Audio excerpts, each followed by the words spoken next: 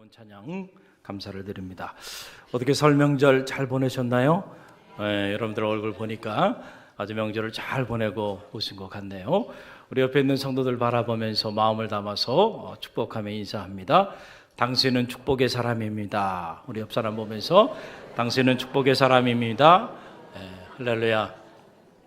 이 자리에 계신 여러분 모두는 다 축복의 사람인 줄 믿으시길 바랍니다. 주님이 함께 하셔서 여러분 어디 가든지 여러분 때문에 여러분의 가정이 하나님의 축복을 누리고 또 여러분 때문에 여러분이 머무는 모든 삶의 자리가 하늘의 축복을 경험하는 역사가 나타나게 되기를 주님의 이름으로 간절히 축원드립니다. 오늘 이 짧은 말씀 안에 보게 되면 놀라운 영적인 원리가 이곳에 담겨 있는 것을 보게 됩니다. 예수님께서 제자를 부르시는 이러한 장면이죠. 그런데 그냥 제자를 부르시는 것이 아니고 영적인 원리를 따라 제자를 부르시고 계신 그런 주님을 발견하게 됩니다. 바로 coming, teaching, asking이에요. 주님께서는 찾아오셔서 그리고는 우리에게 무엇인가를 가르쳐 주시고 그리고 난 다음에 항상 주님은 우리에게 무엇인가를 요구하신다. 우리는 이 사실을 잘 알고 있어야 돼요. 그럴 때 우리가 찾아오시는 주님을 어떻게 맞이해야 할까? 그리고 또 우리에게 무엇인가를 가르쳐 주실 때 우리는 어떻게 반응해야 할까? 그리고 주님이 우리에게 뭔가를 요구하실 때 우리는 어떻게 응답해야 할까? 이 사실을 우리가 알게 되는 것입니다. 자, 오늘 말씀의 자리로 들어가서 우리가 이 세 가지 주님께서 당신의 제자를 세우시는 이 과정 속에서 보여주신 영적인 원리를 우리가 함께 묵상하길 원합니다. 먼저 첫 번째 말씀을 보니까 자, 주님께서 지금 시리에 빠져 있는 베드로를 찾아오셨어요. 그렇죠? 베드로가 주님을 찾아간 게 아니고 주님께서 베드로를 찾아오셨다. coming, 찾아오심이라고 하는 말이죠. 2절로 3절 말씀 보게 되면 호숫가에 배 두 척이 있는 것을 보시니 어부들은 배에서 나와서 그물을 씻는지라. 예수께서 한 배에 오르시니 그 배는 시몬의 배라. 그러니까 지금 시몬의 배에 누가 찾아오셨어요? 주님이 찾아오셨어요. 이거를 우리가 이해하기 쉽게 말씀드리면 주님께서 친히 시몬의 배에 신방 오신 거예요. 할렐루야. 이해가 되시죠? 그런데 지금 시몬의 삶의 자리는 사실은 신방을 받을 만한 삶의 자리가 아니었어요. 밤이 맞도록 오늘 성경은 수고하였다. 다시 말하면 수고하였다는 말은 피와 땀을 다 흘렸다는 거예요.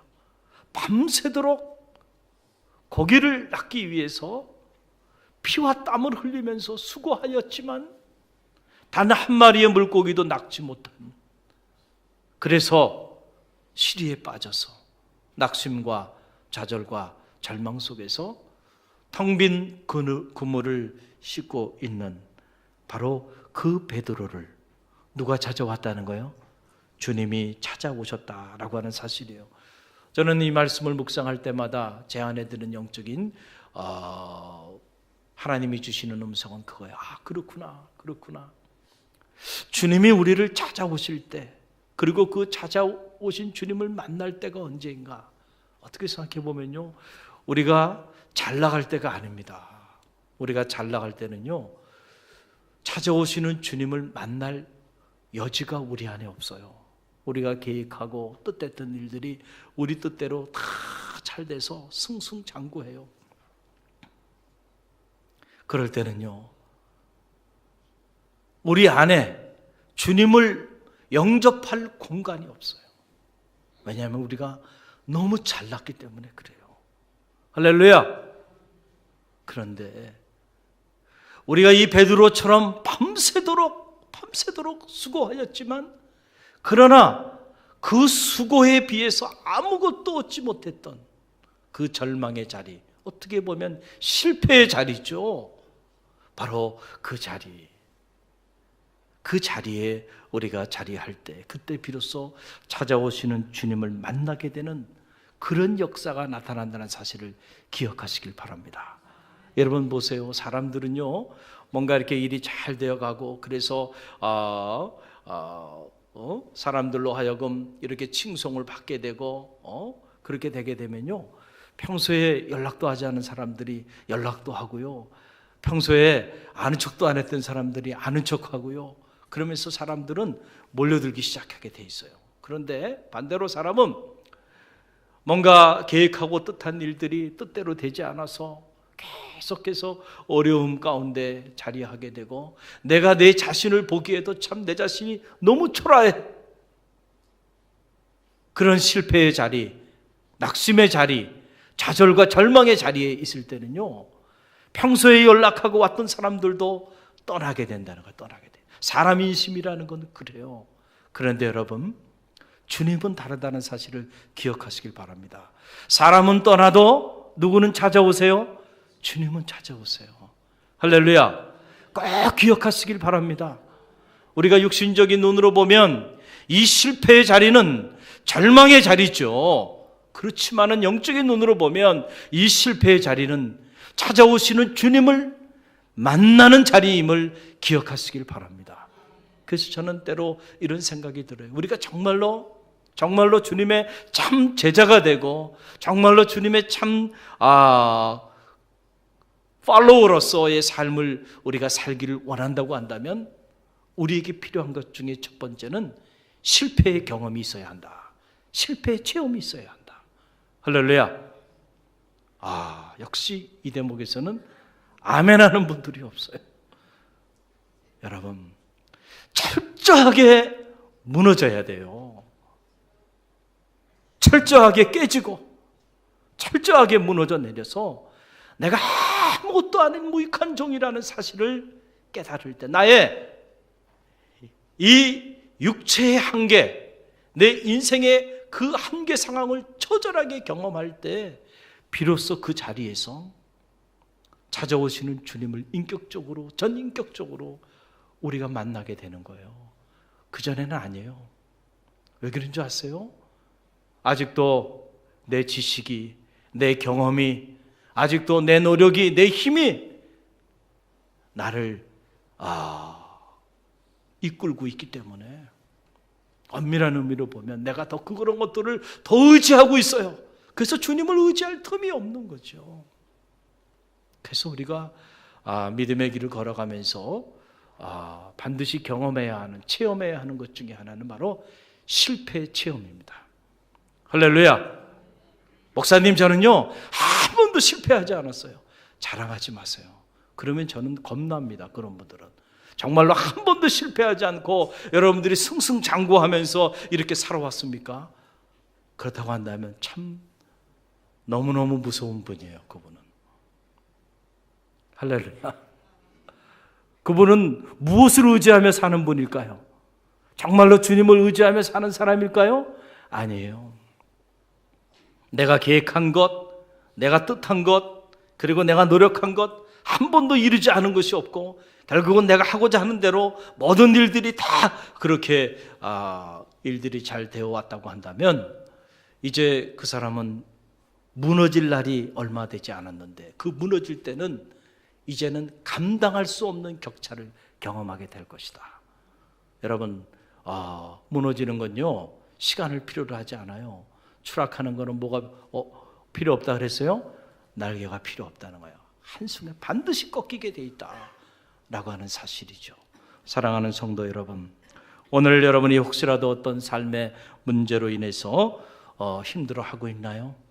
최선을 다해 보았지만은 그러나 얻은 것이 하나도 없습니까? 그래서 낙심이 되고 좌절과 절망 가운데 있습니까? 용기를 내시길 바랍니다. 할렐루야. 지금 이 순간이 찾아오시는 주님을 만날 시간임을 기억하시기를 바랍니다. 그런 면에서 보면 때로 고난이 우리에게 유익하고, 때로 이 실패의 자리가, 이 실패의 체험이, 실패의 경험이 주님을 만나는 축복의 통로가 된다는 사실을 기억하시기를 바랍니다. 둘째로, 우리를 찾아오시는 주님, 그 주님은 찾아오셔서 우리에게 무엇을 하실까? 오늘 말씀을 보게 되면 주님이 이 베드로를 찾아오셔서 하신 일이 있어요. 그것은 다른 것이 아니에요. 바로 티칭입니다. 말씀을 가르쳐 주신 거예요.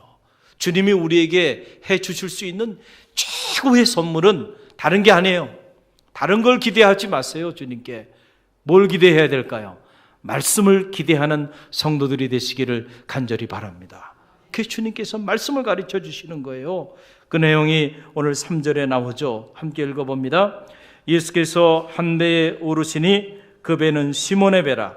육지에서 조금 떼기를 청하시고 앉으사 배에서 무리를 가르치시니.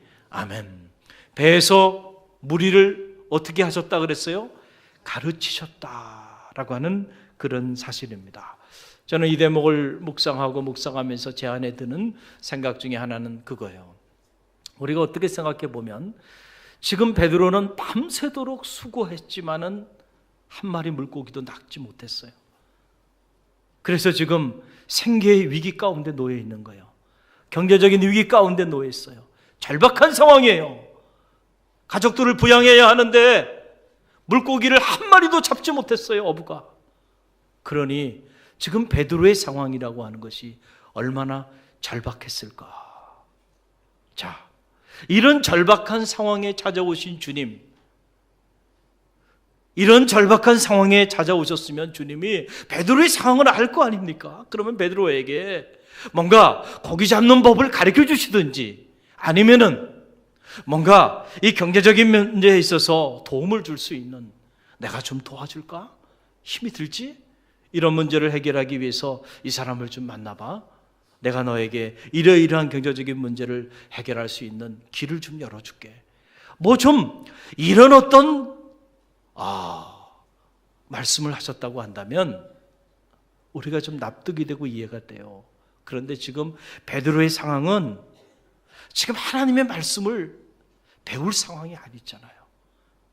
하나님의 말씀을 배우는 것과 지금 베드로의 이 절박한 경제적인 상황은 어떻게 보면 전혀 상관없는, 어떻게 보면 너무나도 동떨어져 있는 것처럼 느껴지죠. 그래서 우리는 때때로 우리의 삶에 이런저런 문제로 인해서 자리하고 있을 때 말씀의 자리로 나가지 못하는 이유가 어디 있냐면 바로 여기에 있기 때문에 그래요. 말씀이 정말 살 길임을 우리가 정말로 믿지 않기 때문에 지금 제가 목사님 말씀을 들을 때가 아닙니다. 저의 지금 상황을 아세요? 발등에 불이 떨어졌어요. 이런 문제 저런 문제 다 이런 문제들을 좀 해결하고 제가 좀 여유가 있으면 그때 주님께 나와서 기도할게요. 그때 주님께 예배할게요. 그때 나와서 주님의 말씀을 들을게요. 지금 저희 가정이요, 제 삶의 상황이요, 지금 그럴 때가 아닙니다. 자, 이렇게 말하는 분들이 있어요, 없어요? 그냥 있는 게 아니고 너무 많이 계세요. 너무 많이 계세요. 그럴 때마다 제 마음에는 안타까움이 있어요. 자녀의 문제 때문에 그렇게 힘들어하면 그 문제의 살 길이 말씀에 있는데, 할렐루야, 경제적인 사업의 문제로 또 건강의 문제로 이런저런 삶의 인생의 문제로 힘들어하는 이들이 많이 보게 되고, 그래서 어려운 가운데 있는 성도들을 많이 보는데, 저런 문제를 해결할 수 있는 길이 주님께 있는데, 주님의 말씀에 있는데, 그런데 그런 문제들이 닥칠 때마다 주님의 말씀의 자리를 오히려 사모하지 못하고 떠나가는 그러한 성도들을 볼 때에 참 가슴이 안타깝다라고 하는 사실이에요. 여러분, 오늘 말씀을 보세요. 참 베드로가 훗날 정말 위대한 하나님의 사도가 되는 이유를 저는 오늘 이 짧은 말씀 속에서 발견하게 돼요. 베드로는 무식한 사람이었습니다. 갈릴리 어부예요. 성정도 이렇게 평범한 인격을 가지고 있는 사람이 아니에요. 보면 대단히 다혈질적인 사람이고요. 갈릴리 이 촌구석에서 어부로 살아가는 사람인데 훗날 위대한 하나님의 사도가 되고 사도행전의 주인공이 되고 가톨릭의 일대 교황이 되는 이러한 위대한 인물이 되잖아요. 그런 인물이 된 이유가 어디 있는가? 오늘 이 말씀 안에 들어가 보면 그 이유를 알고 있어요. 주님이 오셔서 그 시리에 빠져 있는 베드로에게 주님이 오셔서 내 배를 조금 띄우자. 다시 말하면 내가 내 배를 말씀을 전하는 공간으로 좀 사용하고 싶은데 지금 내 배를 좀 사용해도 되겠느냐라고 하는 말씀 있잖아요. 우리 같으면 아니 지금 제 상황이 지금 어떤 상황인지 아시고 나중에 하세요. 나중에 이렇게 반응하지 않았을까라고 하는 사실이에요. 그런데 베드로는 그러지 않았어요. 주님께 배를 내어드렸습니다. 지금 배를 내어드릴 상황이 아니에요, 베드로는. 그리고 오늘 성경을 자세히 들여다보니까 배만 내준 것이 아니고 그 배 안에 함께 자리하면서 주님이 말씀을 가르치시는데 그 말씀이 끝날 때까지, 마칠 때까지 베드로가 주님께로부터 말씀을 들었다라고 하는 사실이에요. 할렐루야. 저는 이게 간단한 일이 아니라고 생각합니다. 지금 베드로가 말씀을 들을 상황이 아니에요. 당장 경제적인 문제를 해결하기 위하여 몸부림쳐야 하는 이런 절박한 상황인데 그가 주님의 말씀을 듣는데 집중하며 나갔다는 거예요. 여기에서 우리는 놀라운 영적인 도전을 받게 됩니다. 사랑하는 성도 여러분, 정말로 여러분은 여러분의 인생의 크고 작은 수많은 삶의 문제들을 해결할 수 있는 길이 하나님의 말씀에 있음을 믿습니까? 정말로 믿습니까? 그렇다고 한다면 오늘 여러분이 여러분의 삶의 문제를 해결할 길을 말씀에서 찾아야 될 줄로 믿습니다. 지금은 우리가 말씀으로 더 가까이 나아가야 될 때이지 말씀을 떠날 때가 아님을 기억하시기를 바랍니다. 또 오늘 말씀을 먹어야 되니까 말씀을 이렇게 가르치셨어요. 가르치시고 난 다음에 주님께서 베드로에게 무엇인가를 요구합니다. 에스킹이죠. 뭘 요구하시는가? 오늘 성경 말씀 보게 되니까 4절로 5절의 말씀인데요. 저와 여러분이 다시 한번 이 말씀 함께 읽어봅니다. 말씀을 마치시고 시몬에게 이르시되 깊은 데로 가서 그물을 내려 고기를 잡으라. 시몬이 대답하여 이르되 선생님, 우리들이 밤이 새도록 수고하였으되 잡은 것이 없지만은 말씀에 의지하여 내가 그물을 내리리이다. 아멘. 여러분 잘 기억하시길 바랍니다. 주님은 언제나 우리를 찾아오셔서 만나주시고 그리고 그냥 만나주신 것으로 끝나는 것이 아니고 반드시 만나주신 주님께서 우리에게 말씀을 주신다는 거죠. 할렐루야. 그리고 말씀을 주신 다음에는 우리에게 무엇인가를 요구하시는 분이시다라는 사실을 기억하시길 바랍니다. 오늘도 이 아침에 여러분이 말씀을 듣고 있죠? 할렐루야. 자, 말씀을 이 듣는 순간에 주님께서 여러분에게 무엇인가를 요구하신다는 사실을 기억하시길 바랍니다. 할렐루야. 오늘 베드로에게 요구하시는데 그 요구가요, 정말 감당하기 어려운 요구를 주님께서 베드로에게 하시는 거예요. 어떤 요구를 하고 계시나요? 어떤 요구를 하고 계세요? 깊은 데로 가서 다시 그물을 던지라는 거예요. 어떻게 보면 이 주님의 요구는요, 이 주님의 요구는 지금까지 베드로가 어부로서 살아온 베드로의 경험과 베드로의 지식과 베드로의 수고와 노력을 송두리째 무시해버리는 그런 행위죠. 한번 생각해 보세요. 다른 것은 몰라도 베드로에게 있어서 이 게네사렛 호숫가에서 고기를 잡는 이 일만큼은 어릴 때부터 고기를 잡는 일에 잔뼈가 굳었어요.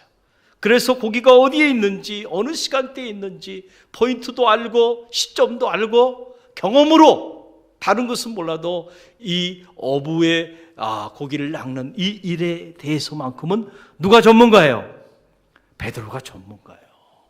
그런데 주님께서 베드로의 상식과 경험과는 전혀 맞지 않는 요구를 하시는 거예요. 대낮에 그것도 깊은 데로 가서 다시 그물을 내리라는 거예요. 만약에 여러분이 베드로의 상황이었다고 한다면 이런 주님의 요구에 대하여 어떻게 반응했을까요? 주님, 다른 건 몰라도요, 그건 아닌 것 같아요. 그거는 제가 더 잘 알고 있어요. 그렇게 여러분들이 반응하지 않았을까요? 작년에 제가 어떤 일이라고는 얘기하지 않을게요. 작년 한 12월쯤에 제 안에 좀 힘든 일이 하나 있었어요. 그래서 어떻게 이 문제를 처리해야 할까 기도하는데, 기도하는 중에 말씀을 붙잡고 기도하는 중에 하나님께서 저에게 마음에 이렇게 해라 라고 말씀하시더라고요. 마음에 음성을 주세요. 울림을 주세요. 그리고 새벽 기도를 끝나고 그리고 나아가면 하루 종일 지나는데, 하루 종일 지나면서는 그게 아닌 거야. 그게 아니야. 그 일은 그렇게 처리하면 안 돼.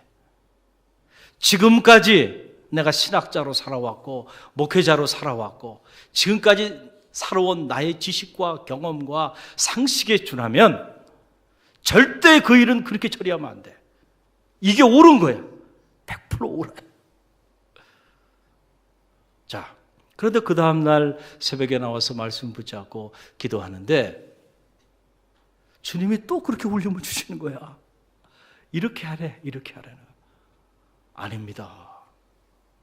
제가 3개월을 버텼어요. 그러니까 저도 대단한 사람이죠. 할렐루야. 말도 되지 않는 요구를 때로 주님이 하시는데, 이런 말도 되지 않는 요구에 여러분 쉽게 순종할 수 있어요? 여러분 쉽게 아멘이 나옵니까? 쉽게 아멘이 나온다면 여러분 거짓말하고 있는 거예요. 그렇게 쉽게 아멘이 안 나온다니까요. 못합니다. 아니잖아요. 지금 대낮에 여러분 물고기를 잡기 위해서 어느 어부가 대낮에 깊은 데로 가서 그물을 던지는 어부가 어딘지 말이에요. 베드로가 평생을 이 고기를 잡는 이 일을 해왔지만 그런 일은 한 번도 일어나지 않은 일이에요. 그걸 지금 주님께서 요구하시는데, 그물을 지금 다 정리해 가고 있는데 다시 나가라고 하는 거예요. 나갈 수 있겠냐 말이에요. 이 요구 앞에 나갈 수 없죠. 저도 3개월을 버텼습니다. 그런데 괴롭더라고요. 새벽마다 울림을 주셔. 그런데 기도의 자리를 떠나고 나면 또 아니야, 그건 그렇게 하면 안 되는 거야, 이렇게 하는 거야. 그래, 이게 맞지. 3개월을 버티다가 결국은 제가 순종했습니다. 할렐루야. 참 순종이 어렵구나.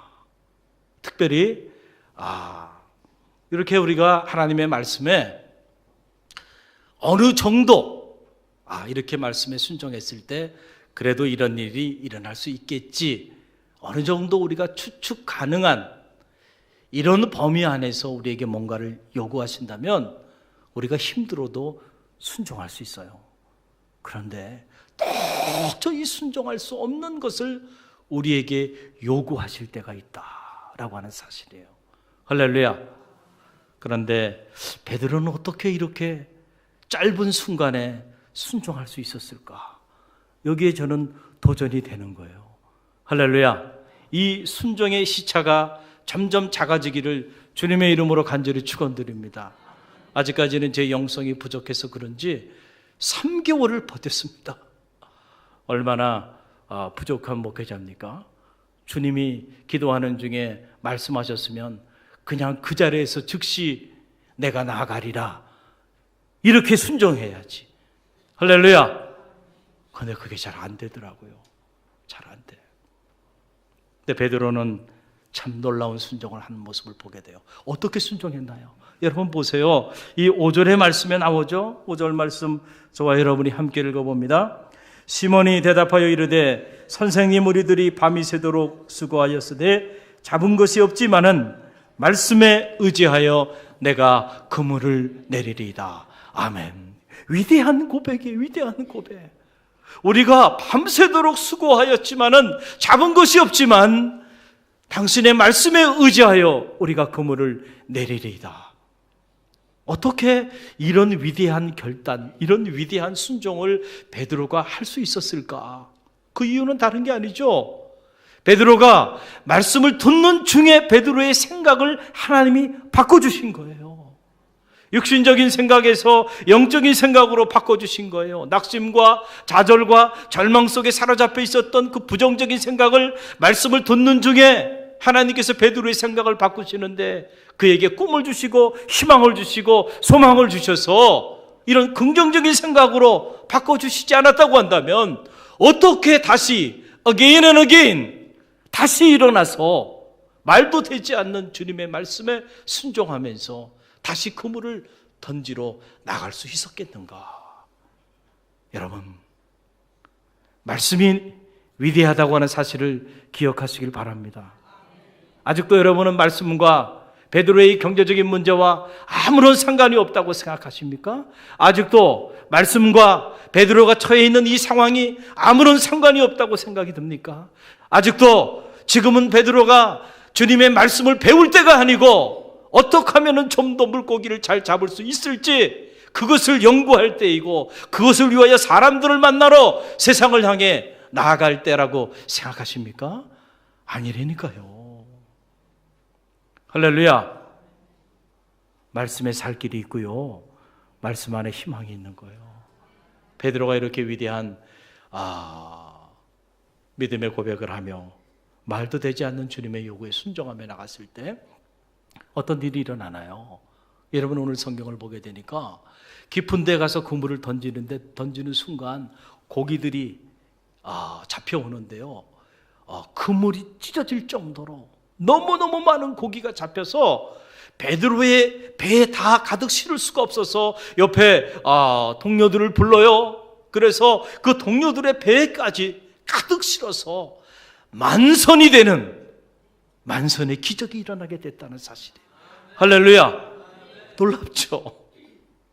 말도 되지 않는 주님의 요구가 있었고 그러나 베드로는 그 말도 되지 않는 주님의 요구 앞에 믿음으로 순종하며 반응하며 나갔을 때 자기의 경험으로 자기의 지식으로 자기의 힘으로 자기의 노력으로 밤새도록 수고하였지만 한 마리도 잡지 못한 게네사렛 호숫가에서 여러분 만선의 축복을 누리게 되는 역사가 나타나게 됐다는 거예요. 주님의 말씀을 배우기 이전과 배우고 난 이후에 베드로의 인생은 달라진 거예요. 똑같은 업으로 그물을 던지지만 그러나 그 이전에는 내 경험에 의지해서 그물을 던진 거죠. 그러나 이제는 뭐에 의지해서 그물을 던진 거예요? 주님의 말씀에 의지하여 그물을 던진 거예요. 그랬더니 자기의 경험을 넘어서는 놀라운 역사가 나타나게 되었다라고 하는 사실입니다. 사랑하는 성도 여러분, 제가 현장에 나와 목회를 하면서 이렇게 보면 어떤 경우에 많은 성도들이 이런 얘기를 할 때가 있어요. 목사님, 왜 저의 삶에는 말씀의 능력이 나타나지 않나요? 그래서 낙심하고 그래서 때로는 불평하고 원망하는 그런 성도들을 볼 때가 있어요. 저는 그때마다 이렇게 묻고 싶어요. 성도님, 정말로 말씀에 의지하여 당신의 인생의 그물을 내려보셨나요? 무슨 얘기인지 아시겠죠? 우리는 많은 경우에 정말로 베드로처럼 말씀에 의지하여 말도 되지 않는 주님의 요구지만 그 말씀에 의지하여 내 인생의 그물을 정말 우리가 한번 내려보았는가? 그렇다고 한다면 분명한 사실은 말씀의 역사가 여러분 가운데 분명히 나타날 것입니다. 할렐루야. 중요한 것은 말씀이 능력이 없는 것이 아니고 오늘 우리가 착각하고 있는 것인데 뭘 착각하냐 하면 우리가 정말로 말씀에 의지하여 우리 인생의 그물을 던지고 있다고 생각을 해요. 근데 실상은 그렇지 않다니까요. 실상은 우리는 여전히 우리의 경험에 의지해서 우리의 힘에 의지하고 우리 지식을 의지하면서 우리 인생의 그물을 던지고 있으면서 왜 말씀의 역사가 나타나지 않냐고 불평하고 원망할 때가 있다는 거죠. 사랑하는 성도 여러분, 정말로 주님의 말씀에 의지하여 여러분의 인생의 그물을 깊은 데 내어 던질 줄 아는 성도들이 되시길 간절히 바랍니다. 그러면 분명히 말씀의 능력이 여러분 가운데 살아 역사하게 될 것입니다. 할렐루야. 2018년 대망의 새해가 밝았죠. 새해 복 많이 받으세요. 새해 복 많이 받으세요. 우리가 인사하고 나가는데 정말 믿음 안에서 여러분들 새해 복 많이 받으시기 위해서는요, 세 가지를 기억하세요. 첫째는 오늘 여러분이 혹시 베드로처럼 밤이 맞도록 여러분들이 수고했지만은 아무런 여러분들이 결실을 갖지 못해서 낙심하고 좌절하고 절망 가운데 자리하고 있다고 한다면 바로 이때가 주님을 만날 때임을 기억하시길 바랍니다. 할렐루야. 그리고 바로 그때가 주님 말씀의 자리로 더 깊이 나갈 때임을 기억하시길 바랍니다. 그리고 바로 그때가 주님의 말씀에 의지하여 여러분의 경험이 아니고 주님의 말씀에 의지하여 여러분의 인생의 그물을 내 던질 때임을 기억하시길 바랍니다. 여러분이 그렇게 베드로처럼 나아갈 수만 있다고 한다면 2018년 대망의 새해 여러분의 삶에 만선의 축복을 경험하게 될 줄로 믿습니다. 더 나아가서 만선의 축복 정도가 아니고요, 베드로는 이 말씀의 능력을 체험하고 난 다음에 베드로는 자기 존재가 바뀝니다. 주님 앞에서 자신이 죄인임을 깨닫고 생존을 위하여 살아갔던 어부가 아니고 이제는 사명을 위해 살아가는 사람 낚는 어부로, 그래서 이 베드로라고 하는 이 자연인 베드로라고 하는 한 인간이 얼마나 위대한 하나님의 사람으로 쓰임받게 되는지 우리는 이미 역사를 통해서 알게 되잖아요. 저는 말하기는 이 놀라운 축복이 여러분 가운데도 있기를 간절히 바랍니다. 할렐루야. 우리 함께 기도하며 나갑니다.